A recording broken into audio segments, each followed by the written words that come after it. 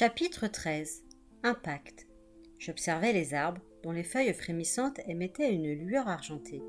Était-ce vraiment l'obscur ? Il ne me semblait en rien de ce que j'avais imaginé. Pan avait raison. Être entraîné vers l'obscur après ma mort était ma plus grande peur. Mais celui qui m'y conduirait, avais-je pensé, serait le malin. À voix très basse, j'articulais. Je ne m'attendais pas à ça. Parce que ce n'est pas l'obscur, répliqua doucement Pan. Mais tu viens de dire que... Écoute-moi attentivement, petit. J'ai dit que c'était le lieu que tu nommes l'obscur. En réalité, il s'agit d'un monde d'ombre, entre les limbes et l'obscur lui-même. Un lieu de repos. Pour moi, c'est les collines creuses, appelées par le peuple d'Irlande Tech Dune, ou parfois l'entremonde. Cet endroit est aimé de leurs dieux, ainsi que leurs héros morts. Les humains, eux, ne peuvent y séjourner très longtemps. Leur mémoire se dissout dans la lumière d'argent, et ils sont perdus pour toujours. Il faut être un héros pour y résister. Mais tu n'as rien à craindre, car seul ton esprit est ici. Ton corps est resté sur la plateforme, près de cette bête puante. Jetant un regard inquiet vers les arbres, je demandai. Et la Morrigan, elle est là ? Non, elle passe à l'occasion. Est-ce que je suis mort ?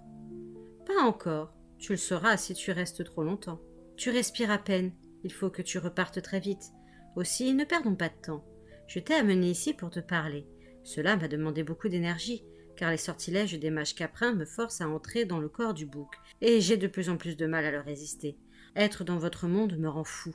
Être dans votre monde me rend fou. Je transmets alors ma folie aux autres. Allait-il réellement me renvoyer d'où je venais ? Je voudrais que tu fasses quelque chose pour moi, continua-t-il. En échange, je te laisserai ta santé mentale. J'acquiesçais, circonspect. Que pouvait attendre de moi un ancien dieu ? Qu'étais-je capable de faire qu'il ne pût faire lui-même ?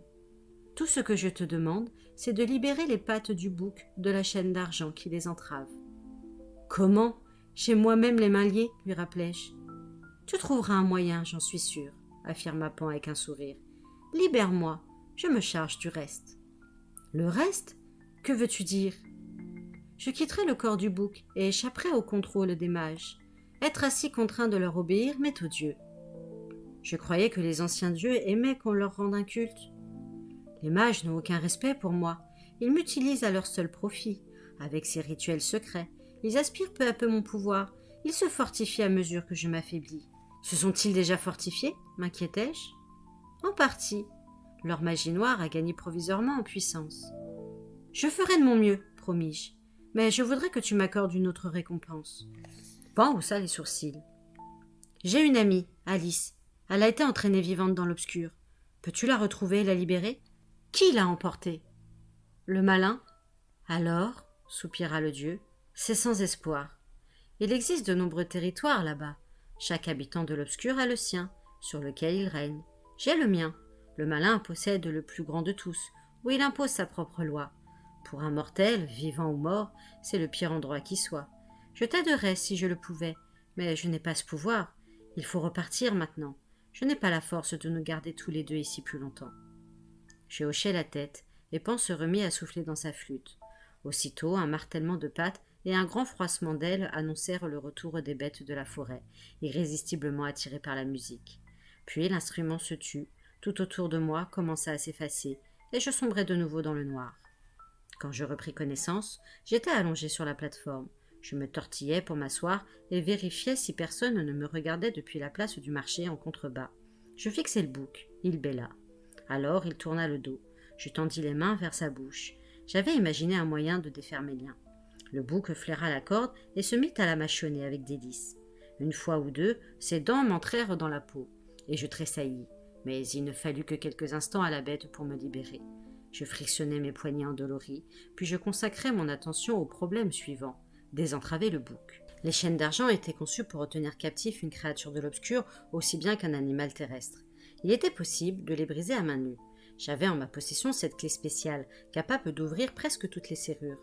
Toutefois, comme je ne savais pas quand je pourrais en avoir besoin, je préférais ne pas risquer de l'abîmer en l'utilisant pour forcer les chaînes.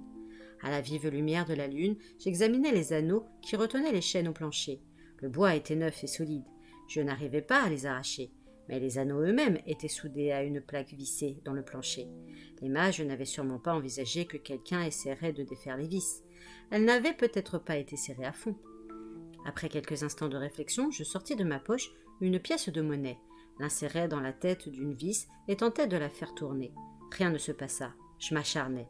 Elle bougea un peu. J'insistai et finis de la retirer rien qu'avec mes doigts. La deuxième résista davantage. La rainure dans la tête de la vis finit par se déformer, et je commençai à désespérer. Enfin, elle tourna. Bientôt, les anneaux ne tenaient plus au bois. Le bouc était libre. Il me remercia d'un bêlement, se ramassa sur lui-même, et d'un bond, il s'élança du haut de la plateforme. Je le regardai, horrifié, plongé dans le vide, et s'écraser sur le sol de la place avec un bruit horrible. Il n'émit pas un cri, mais ses pattes furent agitées de longs soubresauts, tandis qu'une flaque de sang s'élargissait autour de lui. Sa couronne se détacha et roula sur les pavés. Je compris alors que Pan avait prévu de s'évader grâce à la mort du bouc. Le dieu ne quitta pas notre monde dans la discrétion. Une rafale de vent hurlante, venue de nulle part, souffla toutes les fenêtres donnant sur la place du marché, arracha les tuiles des toits qui se brisèrent sur le pavé. Des portes sortirent de leurs gonds et des hurlements déchirèrent la nuit. Je craignais que la plateforme ne s'écroulât. J'entamai donc la descente, mes pieds cherchant les entretoises qui maintenaient la structure de bois. Je n'aurais pas dû m'inquiéter. La tornade visait les mages qui avaient pris des chambres avec vue sur le marché. La tour, toute droite dans l'œil du cyclone, n'oscillait qu'à peine. Le clair de lune qui inondait la place ne me laissait aucun moyen de me dissimuler. Le temps que j'atteigne le sol, les mages couraient déjà vers la tour. L'un d'eux poussa un cri désespéré en découvrant le cadavre du bouc. Je fonçai vers la rue partant de la pointe du triangle. Un homme armé d'un coutelas me bloqua le passage. Je le contournai et repris ma course vers la rivière, dont je voyais briller un peu plus loin le ruban argenté. Sur l'autre rive, il y avait des arbres, des recoins pleins d'ombre. Si j'arrivais à franchir le pont, j'avais une chance de m'échapper. Un coup d'œil en arrière m'apprit que j'étais talonné.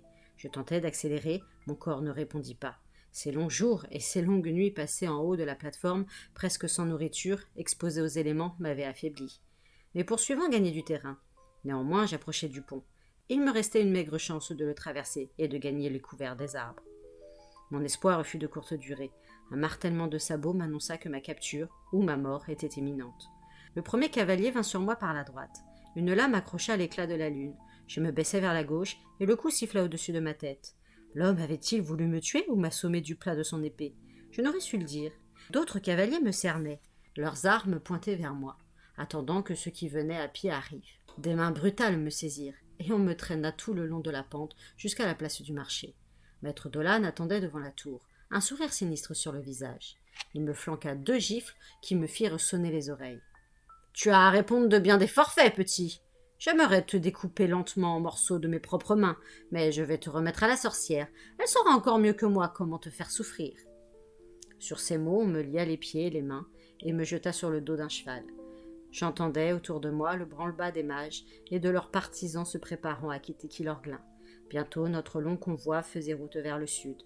Les mages craignaient sûrement que l'Alliance ne profite de cette opportunité pour attaquer, et nous menions un tel train que les hommes à pied devaient courir pour rester à hauteur des cavaliers. J'avais eu un bref avant-goût de liberté. À présent, nous ne pouvions avoir qu'une seule destination, le fort de Steg, le repère des mages. D'après Shay, il est imprenable. Une fois à l'intérieur, autant dire que je serais mort. On me livrerait à la sorcière. Malgré tout, je savourais l'amère satisfaction d'avoir obligé les mages à abandonner leur cérémonie. Si le rituel avait échoué, c'était grâce à moi.